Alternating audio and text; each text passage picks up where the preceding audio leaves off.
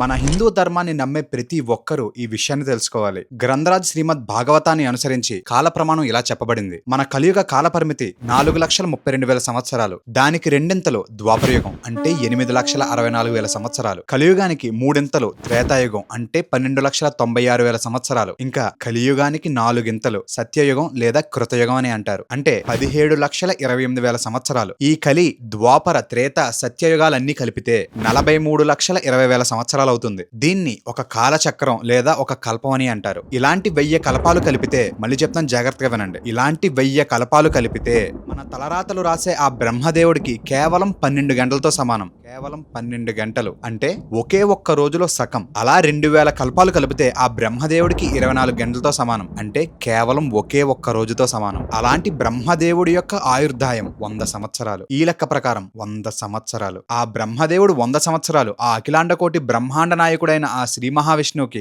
అరశ్వాసతో సమానం. కేవలం అరశ్వాసతో సమానం. అంటే ఒక ఉచ్ఛ్వాస కాని నిశ్వాస కాని. అంటే ఆ శ్రీ మహావిష్ణువు ఒక కంప్లీట్ శ్వాస తీసుకుంటే ఇద్దరి బ్రహ్మదేవుళ్ల కాలపరిమితి అవుతుంది.